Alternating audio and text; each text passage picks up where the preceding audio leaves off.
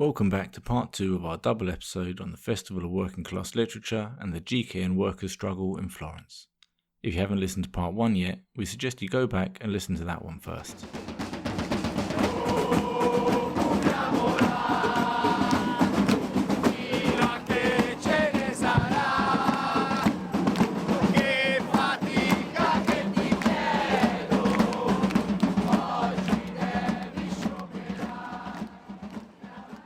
Before we start, a quick note to say that we're only able to continue making these podcasts, both working class history and working class literature, because of the support of our listeners on Patreon.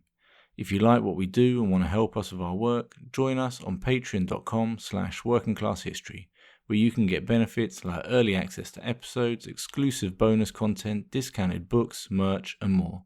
For instance, as well as getting early listening to both episodes about the Festival of Working Class Literature, Patreon supporters can listen to our 2 Patreon-only series, Radical Reads and Fireside Chat. Link in the show notes. In our previous episode, we mentioned how from the 4th to the 6th of April this year, the 3rd annual Festival of Working Class Literature will take place in Florence. We also spoke about the history of the GKN dispute, how the workers there took over their factory, and finally how the first 2 festivals got organised, despite repeated attempts at sabotage. As you may remember, the first 2 installments suffered from legal threats, denunciations in the media, and even sabotage in the form of unidentified individuals breaking in and cutting off the factory's power. But in the end, the festivals went ahead and were a huge success, with about 3,500 people attending the first one in 2023 and about 5,000 attending the next one in 2024. There, attendees encountered a series of talks, readings and performances not just around Italian literature, but about the broader practice of international working class writing, as Alberto Prunetti, one of the organisers of the festival, explains. You must invite the guests, people, writers, actors, to talk, to read, coming not only from Italy, because we were thinking to an international event, because working class is international. It was very strange, because we were fighting against a British corporation.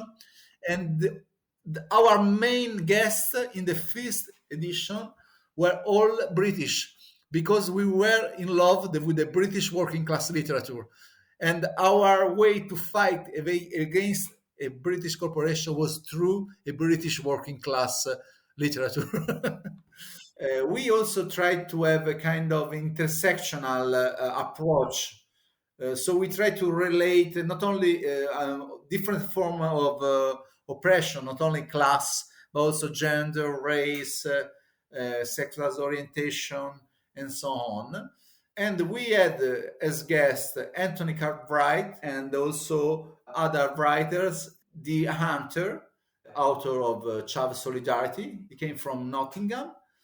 And not in presence, but through a streaming connection, we also have Cash Caraway, author of a Skinty State memoir of a mother living below the poverty line in contemporary England. Anthony Cartwright, who Alberto just mentioned, is a working class writer from Dudley in the West Midlands in England, which is also the place where his novels largely take place. He came to the festival via his connections with Alberto. I first heard about the festival from Alberto Prunetti, who became my translator of my most recent novel into Italian. But I'd known Alberto for quite a while, quite a long time. And he's a writer, publisher, all-round good person that I've known across the last few years. And his involvement with Giulio Calella at Edizioni Allegre. So they published my novel, but they're also heavily invested in the campaign and what's happening at Campo Bisenzio. So that was how I got to hear about it, and also how I got kind of the sort of invite to come to the first of the 2 that I've attended. So the 2023 year, I was on a panel talking about British working class writing, really. So it was a broad discussion, really looking at correspondences and parallels between, Italian experience and the UK, particularly, I guess, what you call like working class industrial experiences, particularly with the GKN link, which I'll get onto in a minute. The second time in 2024, that was when we'd got the translation of my novel How I Killed Margaret Thatcher coming out with Allegre, so I was able to do a reading and discussion there. I felt a particular connection to the campaign of the GKN workers, partly because it's basically a Midlands company, so that was a familiar name to me, like growing up. And I got an uncle who worked at a GKN plant for years, for a long time, making basically car parts that went to Jaguar, I think.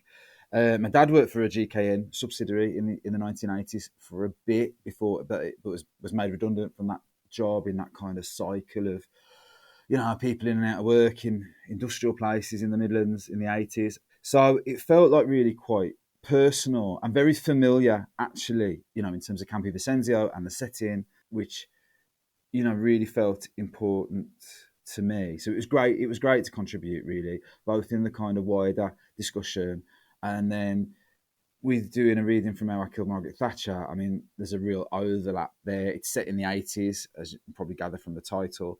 It's about what happens when the community around big workplaces in particular sort of collapses, as is what happened, in Dudley in the 80s. But for Dudley, you can read loads of so many other towns, as with Campi Vicenzio being an example. All those industrial heartlands, so whether it's like South Wales, Midlands, Yorkshire, North East, you could apply it to things that happened in East London in particular, with things like the dockers and with the printing presses. It's the same sort of patterns about communities that have grown up around industry.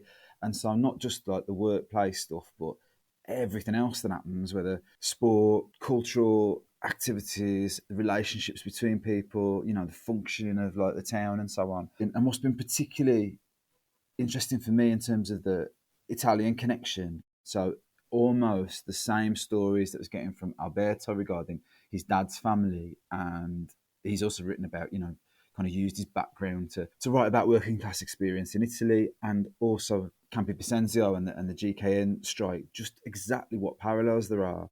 The story Anthony mentions here about Alberto Prunetti's dad can be found in Alberto's semi-autobiographical novel Amianto. Amianto means asbestos in Italian, and the novel tells the story of Alberto's dad, who died as a result of a tumour caused by the poisonous fibres he came into contact with as a metal worker. In a similar vein, Anthony's novel How I Killed Margaret Thatcher also looks back to that older working class experience around heavy industry, using the memories of its main character Sean Bull as he remembers his childhood and the closure of his dad's factory in the 80s. The novel is a really poignant reflection on that older form of working class composition and the experience of its subsequent decomposition as industry was closed down and the collective working class culture organised around it destroyed. I can't help thinking, but there's something really deep within that industrial working class experience that can probably still offer lessons to the way that we live in now and contemporary experience, because I think it can sometimes be perceived as backward looking, particularly backward looking in terms of, well, now if somebody asks, why are you writing about the 80s, for example, it's 40 years in the past, but we're still living with the patterns that were set then. And you can see, I think, or we can all see some of the dark lanes that is going down. So I think there is something about trying to discuss that experience. How I Killed Margaret Thatcher is just such an attempt to discuss that experience. Here, Anthony reads the opening passage of the novel, where 9-year-old Sean Bull witnesses a fight between his granddad and his Tory voting uncle, which is then followed by an adult Sean reflecting on the event from our present day. Judas Iscariot's here, look. Here comes Judas Iscariot. My granddad says this as my Uncle Eric walks up the path from the allotments. He smiles, and it sounds like he's joking, but even from this distance, I can see that my granddad's eyes are like the crocodiles at the zoo. All right, Jack, Uncle Eric says, and looks confused. My granddad walks right up to him and says Judas again, and then lamps Uncle Eric in the face and knocks him across the back steps.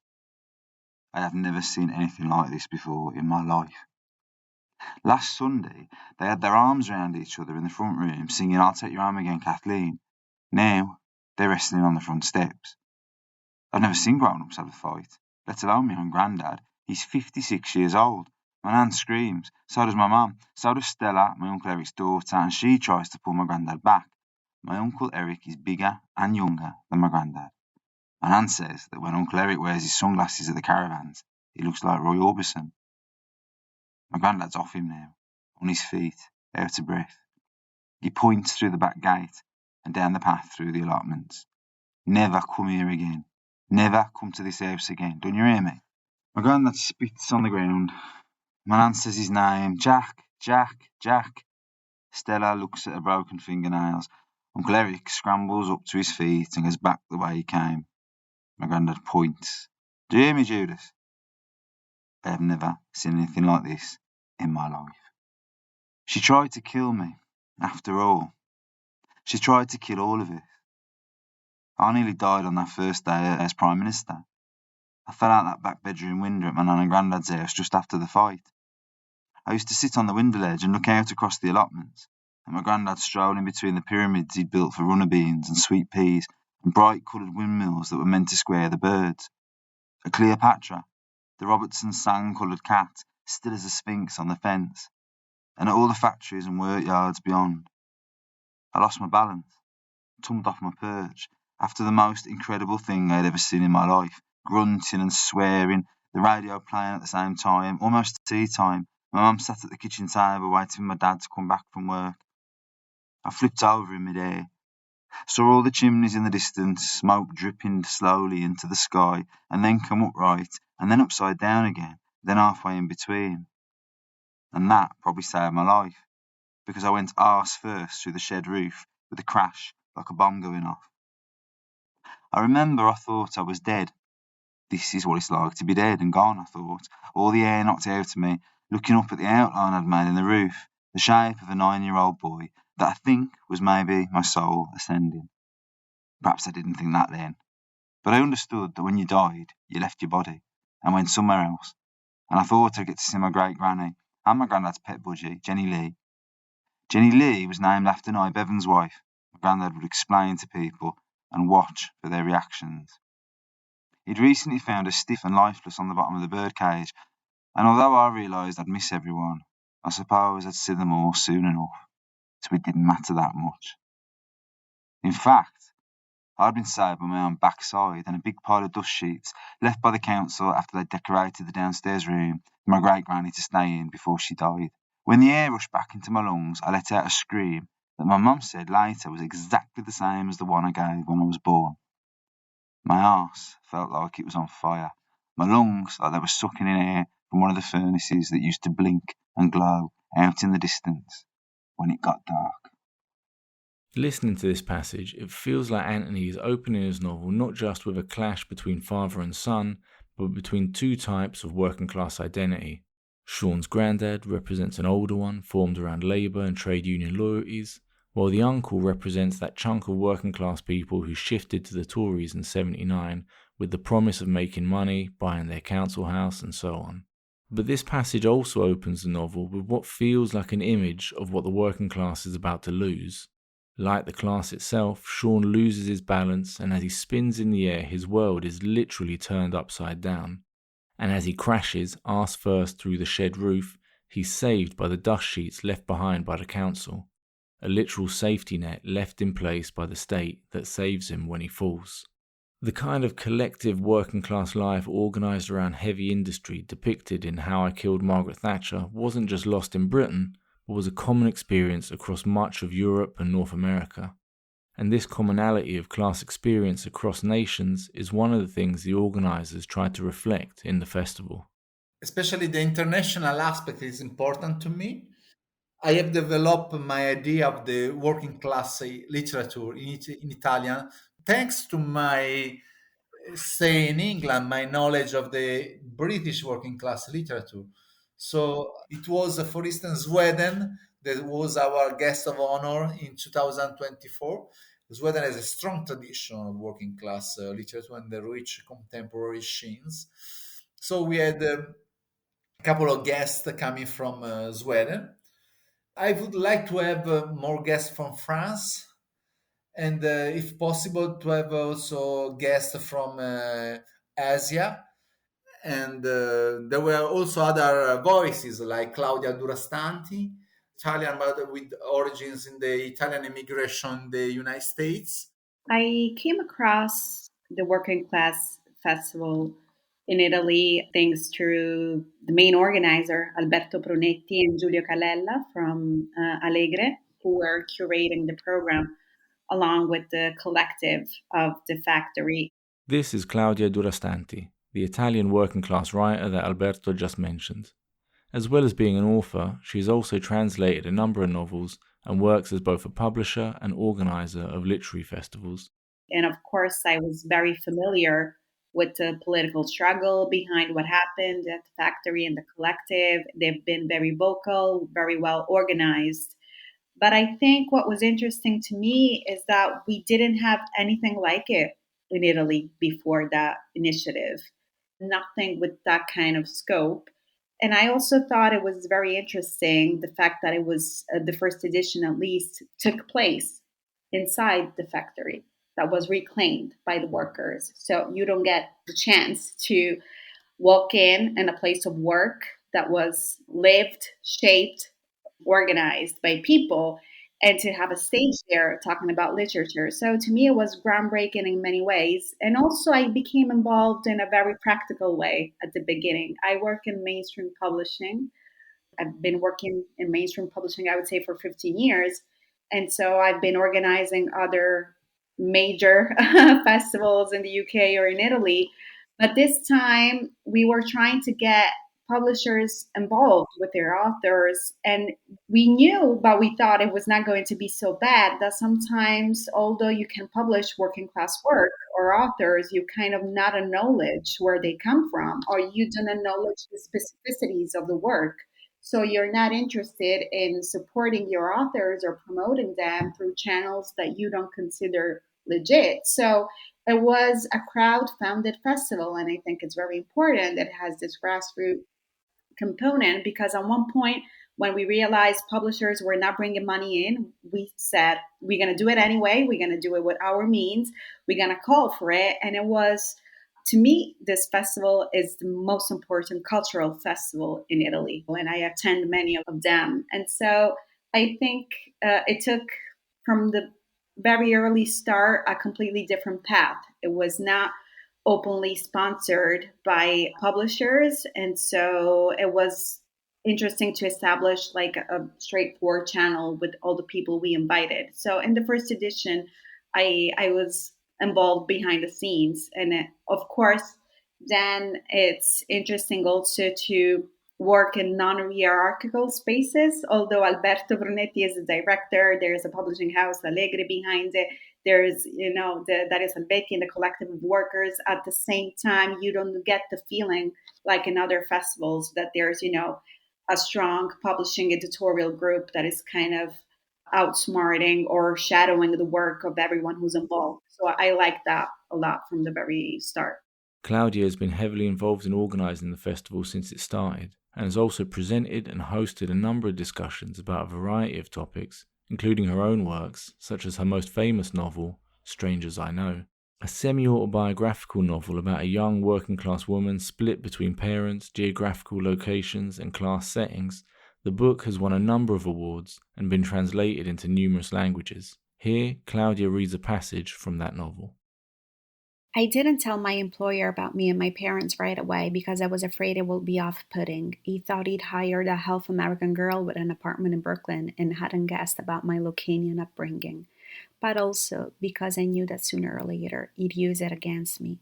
To celebrate my college graduation, he and his wife, a Central European princess who was our patron and involved in the art world, took me and others from the office to a restaurant where the politicians went. It cost a fortune, and so did the suitcase they bought me as a graduation gift. And it felt strange to see them so proud and so there for me, almost startled by their desire to support me. I caught him in a weakness, so ready to indulge in an affection that I perhaps didn't deserve. It was a frightening discovery, creating family ties where none existed. When I celebrated my graduation with my mother, I had to pay, and I didn't get any gifts. They taught me how to behave in polite society and said I was a natural. He, in particular, noticed how I was able to manipulate the people around me. I tried to find out what they liked, and then I kept talking until they were stuck like flies on flypaper. Something he taught me, like a narcotic. He kept telling me that I'd leave and that I'd betray him, but he did it first. We were in Sicily for our presentation. I arrived at the home of a baroness who was dabbling in publishing, and I met them in her living room. She jumped up from the couch and came over to me with her arms outstretched. Thought I'd never seen her before in my life.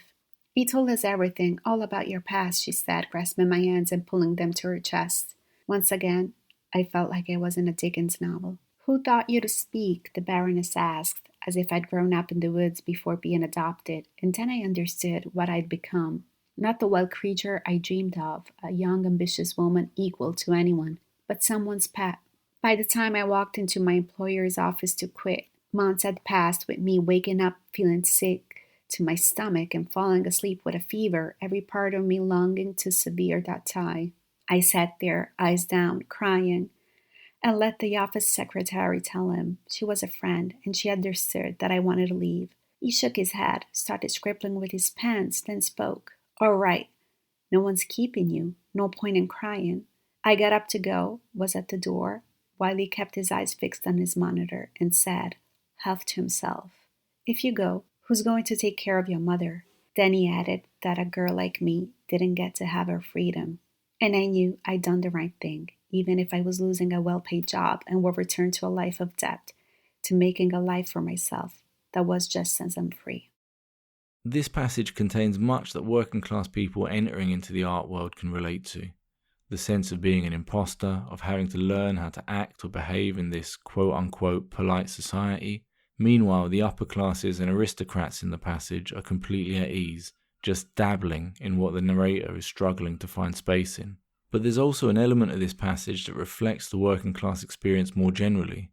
The weight of financial pressure that compels a worker to stay at a job, no matter how destructive it might be for them. This is what Marx means when he says that the worker is free in the double sense of the word.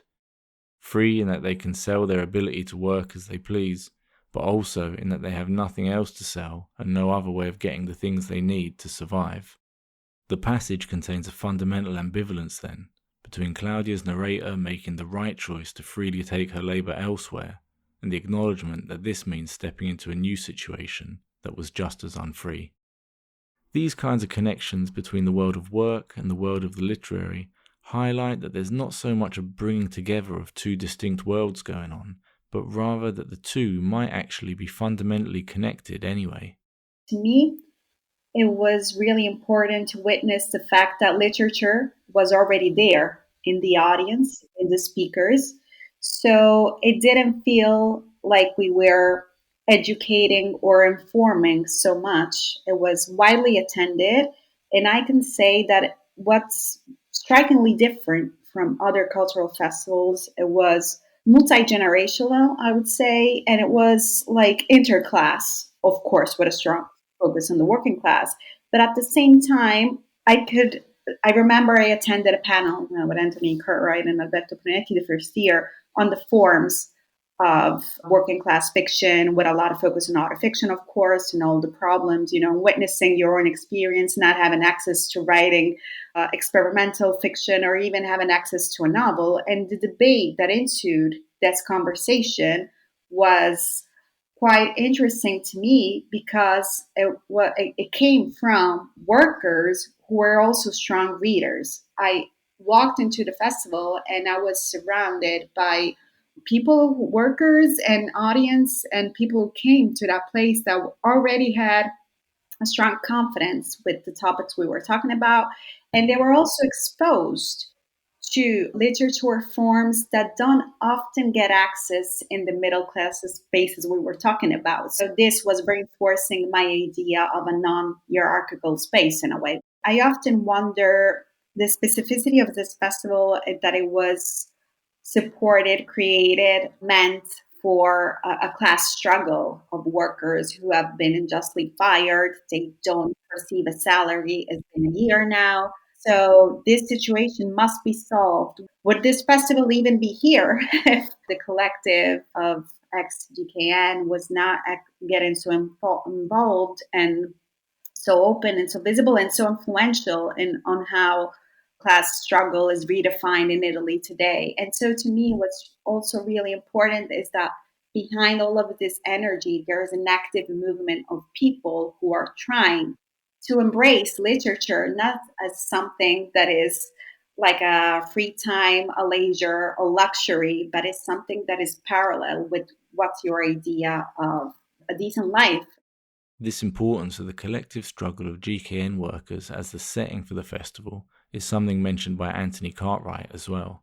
I found the space like really empowering actually and inspiring in the sense of, you know, appropriation of industrial space. I mean, also because it was part of the, you know, it was right there at the heart of where the struggle about what happens to the plant is going on. So just in terms of offering like the smallest amount of solidarity and having the you know, in terms of having the festival there, it felt very good to be part of. But what was interesting to me, I think, was the way that by centering that kind of industrial experience and like literally being in a factory space in terms of presenting and so on, it did give the whole thing a completely different texture and feel, and obviously regarding who was in attendance, in the fact that it's families of the people involved with the dispute also taking part in it. I was really struck by the difference with very typical festivals, particularly in the UK, which are inevitably, you know, really middle class. And I don't think I'd really concentrated or thought about physical space and the way it's used in the way of festivals previously. I suppose I'd taken it as read that they're sort of in these quasi-academic spaces, or, you know, often like connected with the university or the whole kind of festival culture. You might be in a big tent or whatever, but it's still got that feel of, yeah, kind of upper middle class culture that inevitably working class experience is marginalised from. So it's the working class people there. Yeah, they might be, you know, you might be serving the drinks, or you might be in there. You know, you might have access to it, but not in the sense of being central to the experience. And to be honest, that's even true. It's true turning up and doing readings, and I'm kind of a long way from that experience now in lots of ways. You know, I teach at a university and so on, so I'm used to that kind of space, but I think it can still feel like this is a sort of niche or marginal sort of experience, whereas by citing it right in the plant with the GKN stuff, there was definitely a feeling of, no, this is the central experience. This intertwining of the festival with the active class struggle meant that there was also always potential for the festival to break out in activities more connected to the workers' movement than the conventional literary event, as Anthony remembers from last year's festival. I think that was a Saturday night performance. I think the Saturday night of the 2024 one is one where there was the march, which was fairly spontaneous. I think it was at the end of the sort of end of performances, bit of a speech, and then basically the whole festival walked into the town, which was, I mean, that's a fantastic thing to be part of. Certainly in terms of, like, you know, collective and a bit of a sort of show of solidarity and strength regarding, you know, support for the disputes. There was that sort of collective element to it. Like, it felt very spontaneous. I mean, I'm sure, I think there might have been obviously an idea in the kind of organisers' minds that we might end up doing this, but it was kind of this interesting thing of being at the festival and being at the end of a reading, a couple of speeches of thanks regarding the coming together, and then you know, there's a bit of music going on, and it becomes, right, we're all going to walk into town, and just that thing of, like, very simple in the way of, and also very familiar, I think, you know, in terms of the way that people might come together in terms of showing solidarity. The idea of, yes, this is it's a writing festival, it's a literature festival, but there is a sort of bigger political and social sort of context in which it's taking part in, and that seemed to really, I think that coalesced with the march. And is it about space, maybe? So both using the space of the factory, but then the fact that the festival was suddenly mobile. So it was like literally we were like you know, the festival was on the move, was interesting in terms of what that creates. So it made me think about particularly different ways that writing might interact with more, you know, social questions. The festival also saw serious participation from the GKN workers themselves, not just in providing the logistics for the event, but also in speaking, hosting and performing. Dario Salvetti, the spokesperson for the GKN Factory Collective, recalls his own performance in a play that playfully takes its name from Marx's notoriously long and difficult text, Capital, a book that we haven't read yet. It was something that there was also in the festival. We made it also in the festival, but it was something that was born before the festival. There was this theater company that came and stayed 2 months in the very first period of the struggle, interviewing workers and creating this act that is called The Capital, a book that we have not read yet, in which they tried to create this big theater act using the workers as actors. It has been very, very incredible to see how the workers of a big factory that is in a struggle have been able to reconvert so quickly themselves into actors, not because they were experienced actor or because they did some kind, I don't know, of drama course before the shutting down of the factory. It was more like if the struggle, public demonstration, the speeches, all the things that we normally made in our lives was some kind of unconscious acting that was simply turned into conscious acting by this theater companion.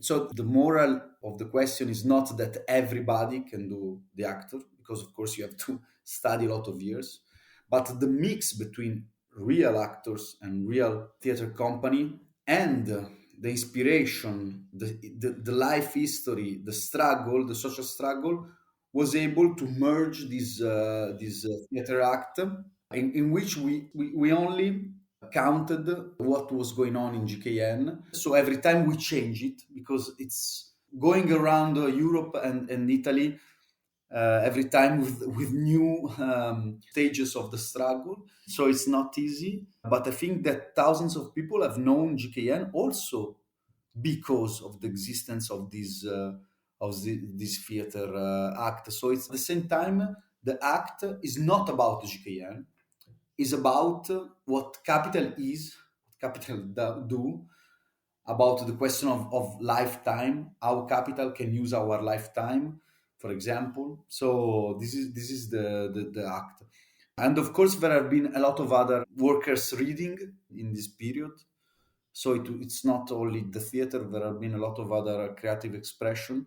What we have seen really is the ability of the struggle to transform literally a human being to broad horizons of people. What Dario mentions here about workers being transformed into literary human beings through struggle feels like a common thread through much of the festival. The workers were not passive people sitting in front of intellectuals and listening, but we asked the GKN workers to work with us, not only in logistics. A few workers, they decided to take a French novel titled On the Line, à la linea, written by Joseph Pontius, that was, because unfortunately he died young, a worker working in the Breton food industry. They did a reading from this novel that was highly appreciated. Absolutely. It was a beautiful moment. Joseph Pontus was a French author who, as Alberto mentioned, died aged 42 just a few years before the first festival. His novel, On the Line, first published in 2019, is written in poetic verse and recounts his experiences working in fish processing factories in Brittany. An English translation of the book was published just over a month after his death. We'll include a link to the book in the show notes. Claudia also remembers the performance of Pontus's book at the festival. The workers, the women and the men who worked at ex-GKN and they're in the collective, they took the stage and they did a collective reading of A la Linea by Joseph Pontus, the poet, French poet. A la ligne is the original text. And it's, again, a very original free-form style of accounting the life of this young worker in a fish factory. And that a la ligne is to recall the process line of work. And so that was deeply moving because you feel, then he passed away, he died. but it was so moving aside from his personal circumstances for the strength of the text, but it was the fact that they were workers who were embodying that work. And so it was layered with their own experience. And that was really moving for everybody there. So I think that's a peak of the festival that represents really also the possibility that you're taking someone else's story into you and you're bringing it back. And so to me, it's also that important if in a festival you have readings or you bring texts not only of dead people or the classics, but you also read each other in a way. I think that's really important because the form you discuss literature has to somehow mirror the content. And so to me that was a good example of it. However, while it's important to celebrate these performances and the achievements of the festival more broadly, it's also important to remember that they nonetheless still take place in the context of a long and very difficult struggle for the workers at Campi Bisenzio. Because of this, these moments of popular artistic expression can also often be bittersweet, bringing up ambivalent emotions for their participants when they bump up against a world which doesn't value art, or even individuals once they stop doing work that makes profits for their employers. But it's also this context and the difficult feelings that they bring up and have to be pushed through that make this festival all the more incredible. It has not been easy to do a festival with people that do not receive a wage. Because the first festival was in March 23, and we didn't receive a single euro of wage since October 22. So it was like 5 months without receiving wages.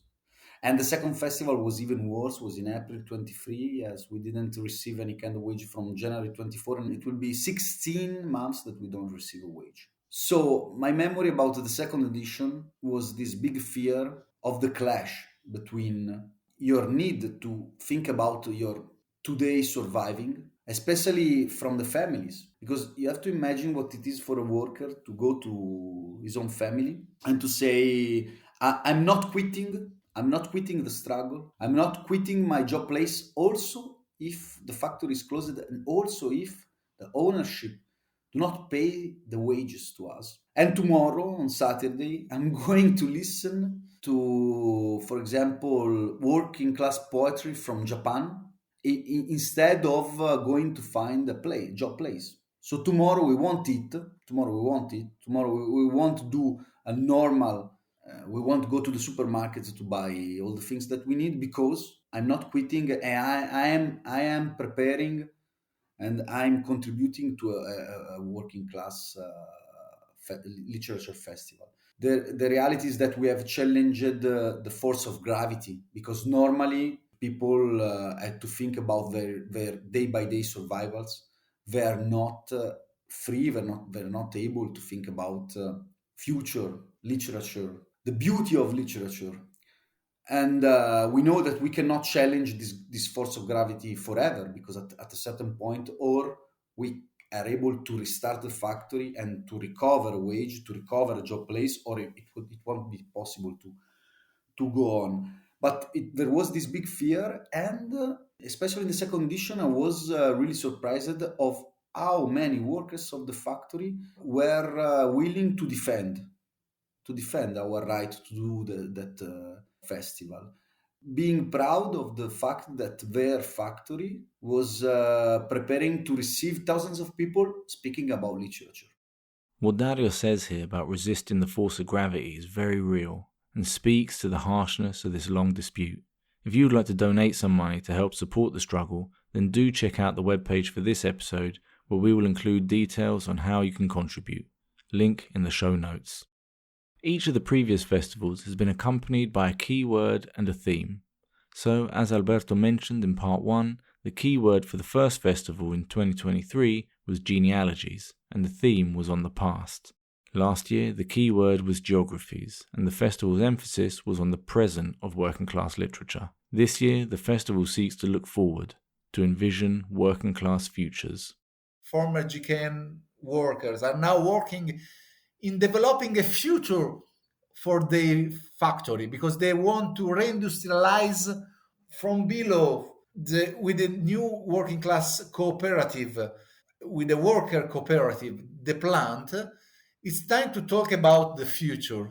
Okay, so it's now it will be the keyword will be perspectives, because we start to watch what will come, what the plant will be, what will be the production of this plant, and what will be the production of the working class Italian international literature. So we are also thinking to a motto. I told you, every time we have a motto.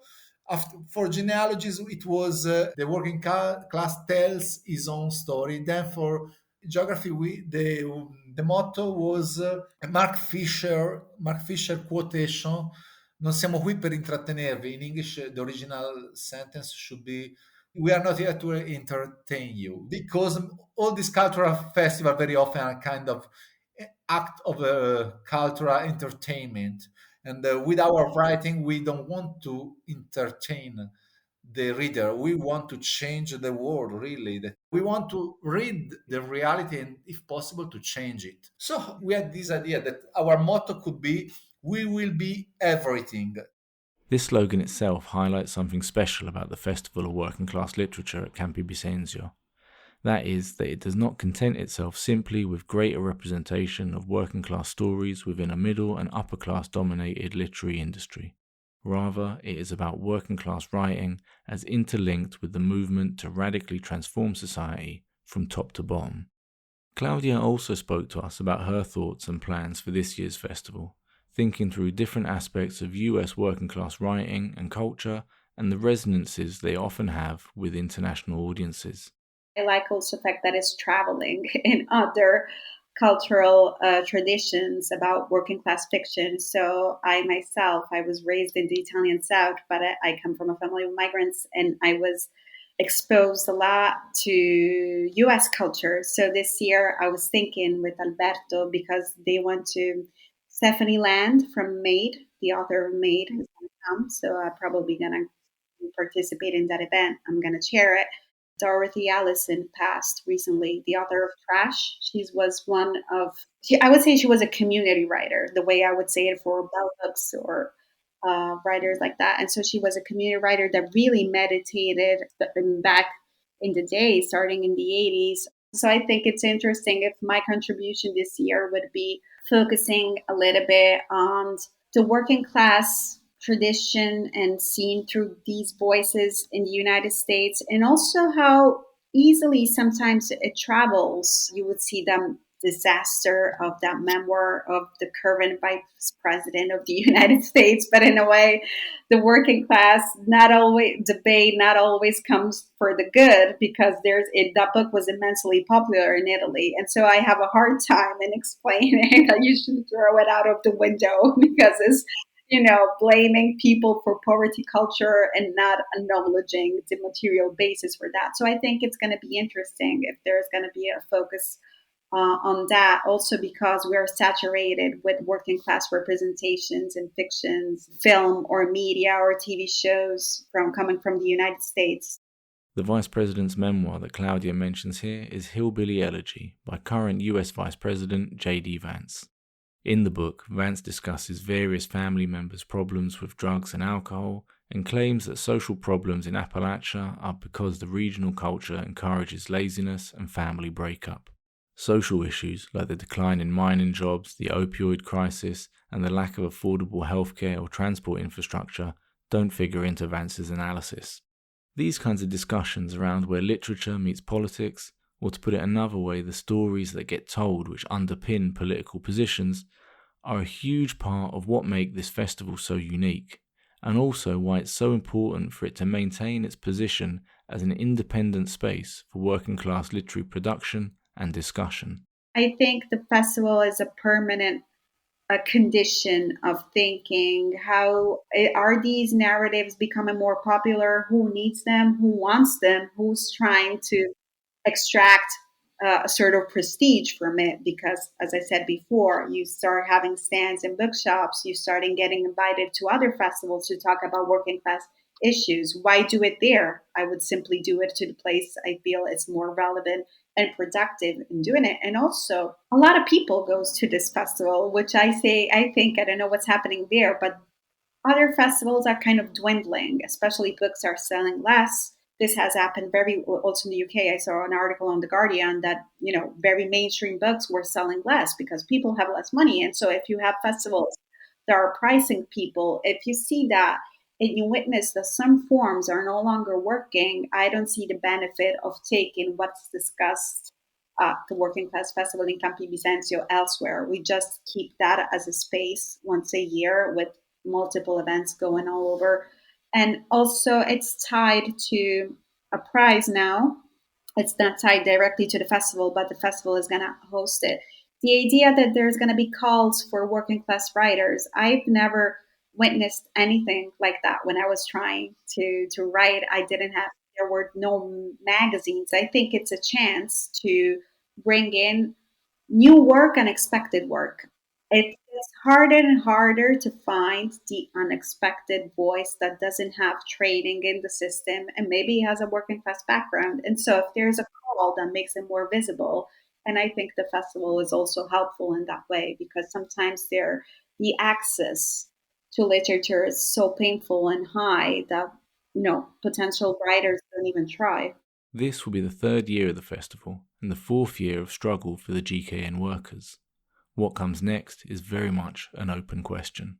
I would prefer not to talk too much about the future. After 3 years, maybe, we hope that in 2026 the workers will achieve their own victory. They are fighting, so either you lose or you won. And if they won, we carry on with the festival. If they lose, I don't think that we'll add the energy to carry on with the festival as well. So either a win or a loss. I hope that there will be a new edition in 2026, and if there will be, it means that will be a victory. So after genealogy and geographies and perspective, the final edition would be victory. A 5-year plan, nearly it's 4.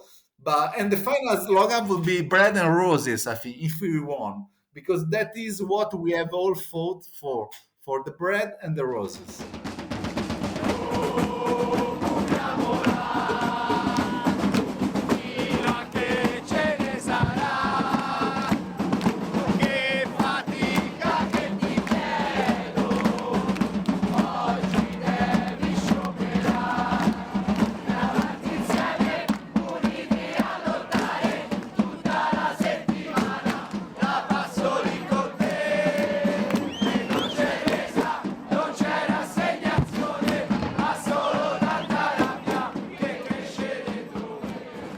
That's it for our 2-part series on the GKN workers' struggle and the Festival of Working Class Literature at their factory in Campi Bisenzio. As we've already mentioned, the Factory Collective and festival organisers are encouraging people from all over the world to attend. So if you have an interest in working class writing and the arts, do think about making it over for this year's festival. Entry is free, just turn up and take part. And if you'd like to support the struggle of the workers at GKN, then do consider making a contribution to their Solidarity Fund. Full details for all of this in the show notes. It is only support from you, our listeners, which allows us to make these podcasts. So if you appreciate our work, please do think about joining us at patreon.com/workingclasshistory. Link in the show notes. In return for your support, you get early access to content, as well as ad-free episodes, exclusive bonus content, discounted merch, and more. And if you can't spare the cash, absolutely no problem. Please just tell your friends and family about this podcast and give us a 5-star review on your favourite podcast app. If you'd like to learn more about the festival, the GKN struggle, or any of the authors we speak to in these episodes, then please check out the webpage for this episode, where you'll find images, videos, a full list of sources, further reading, and more. Link in the show notes. Thanks also to all our Patreon supporters for making this podcast possible. Special thanks to Jameson D. Saltzman, Jazz Hands, Fernando Lopez Ojeda, and Jeremy Cusimano. Our theme tune for these episodes is Occupiamola, or Let's Occupy It, as sung on a GKN workers demonstration in 2024. Many thanks to Real News for letting us use their recording, and you can find a link to the documentary it's been taken from on the webpage for this episode. This episode was edited by Tyler Hill. Anyway, that's it for today. Hope you enjoyed the episode, and thanks for listening.